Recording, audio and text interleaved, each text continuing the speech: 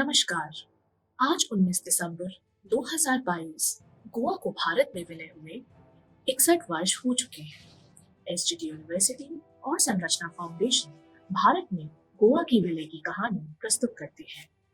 गोवा वो भारतीय क्षेत्र है जो सबसे लंबे समय तक विदेशियों द्वारा शासित रहा। 1498 में वास्को डी गामा और उसके बाद कई पुर्तगाली यात्री भारत पहुंचे थे। सन 1510 में अफांसो डी अल्बुकर्क ने विजयनगर साम्राज्य की मदद से गोवा पर आक्रमण कर उस पर कब्जा कर लिया था। पुर्तगालियों ने गोवा के स्थानीय लोगों पर कई तरह के अत्याचार किए। इन अत्याचारों के खिलाफ गोवा में कई विद्रोह हुए, जैसे कोंकली विद्रोह, पिंटो विद्रोह एवं रानी विद्रोह। लेकिन ये सभी विद्रोह संगठित और व्यापक न होने के कारण पुर्तगाली सरकार द्वारा कुचल दिए गए। पुर्तगाली दमन से परेशान गोवा के हिंदुओं और कैथोलिक ईसाइयों ने भारतीय स्वतंत्रता संग्राम से प्रेरणा ली और खुद को व्यापक रूप से संगठित करना शुरू किया।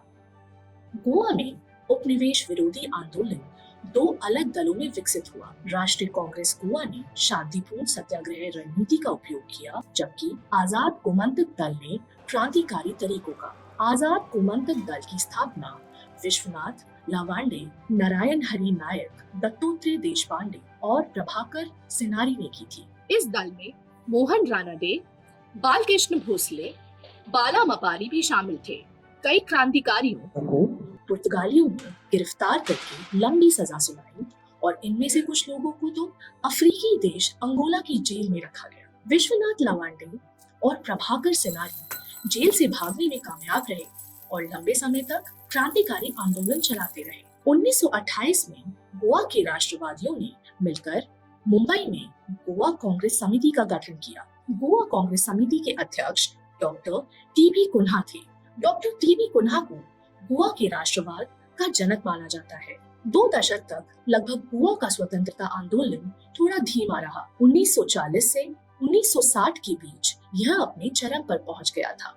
1946 में स्वतंत्रता सेना और प्रमुख समाजवादी नेता डॉक्टर राम मनोहर लोहिया के गोवा पहुंचने से आंदोलन को एक नई दिशा मिली थी। उन्होंने नागरिक अधिकारों के हनन के विरोध में पुर्तगाली प्रतिबंध को चुनौती दी।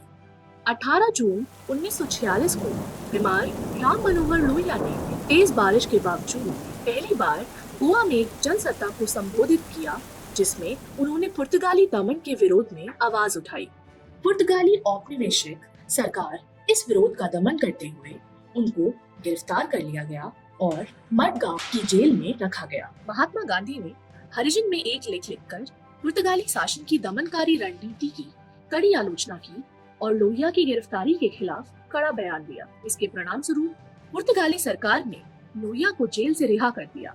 उन्हें गोवा राज्य से बाहर छोड़ दिया गया और 5 साल की अवधि के लिए उनके प्रवेश पर प्रतिबंध लगा दिया गया। लेकिन लोहिया पहले ही स्वतंत्रता आंदोलन की गति को बनाए रखने के लिए काफी कुछ कर चुके थे।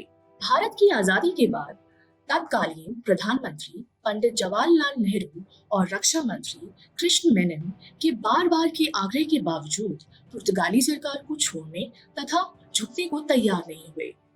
पुर्तगाल North Atlantic Treaty Organization NATO का सदस्य था और नेहरू सैनिक हस्तक्षेप नहीं चाहते थे। सन 1953 में ट्रिस्टाओ डी ब्रगैंजा कुन्हा ने मुंबई में स्वतंत्र रूप से काम करने वाले विभिन्न आंदोलनों के समन्वय के लिए गोवा एक्शन कमेटी का गठन किया। सन 1955 में कुछ निहत्थे गोवावासी सत्याग्रहियों ने पुर्तगाली औपनिवेशिक सरकार के विरुद्ध प्रदर्शन किया। इनमें से कम 22 को पुर्तगालियों ने गोली से मार दिया था। 1961 के नवंबर महीने में पुर्तगाली सैनिकों ने भारत के एक जहाज और गोवा के मछुआरों पर गोलियां चलाई, जिसमें एक व्यक्ति की मौत हो गई। इस घटना के उपरांत परिस्थिति बदल गई। रक्षा मंत्री कृष्णा मेनन और नेहरू ने आपातकालीन बैठक की। इस बैठक के बाद भारत सरकार ने 30,000 सैनिकों को ऑपरेशन विजय के तहत गोवा भेजने का फैसला किया और इस ऑपरेशन में नौसेना और वायुसेना भी शामिल थे।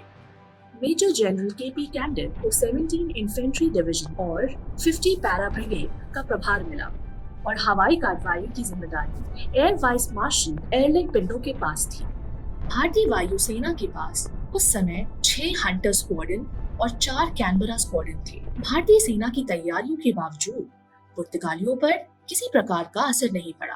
भारतीय सेना ने 2 दिसंबर को गोवा मुक्ति अभियान शुरू कर दिया। वायुसेना ने 8 और 9 दिसंबर को पुर्तगालियों के ठिकानों पर अचूक बमबारी की। 17 दिसंबर को भारतीय सेना ने गोवा में प्रवेश किया और तेजी से पुर्तगाली सेना को समुद्र की तरफ धकेला। भारतीय सेना की बढ़त को रोकने के लिए पुर्तगालियों ने वास्को के पास का पुल उड़ा दिया, लेकिन भारतीय थल सेना और वायु सेना के हमलों से पुर्तगाली तिलमिला गए।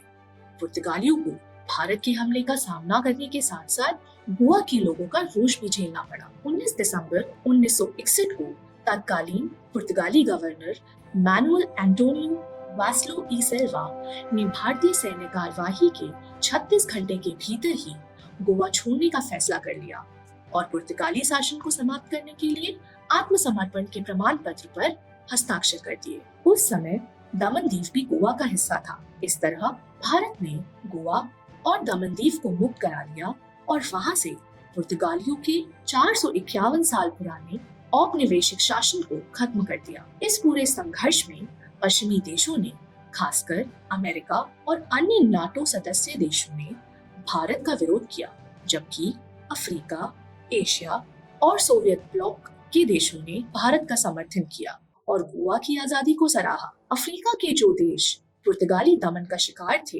भारत के इस अभियान से प्रोत्साहित हुए और औपनिवेशवाद के खिलाफ अपने संघर्षों में आगे बढ़े। धन्यवाद।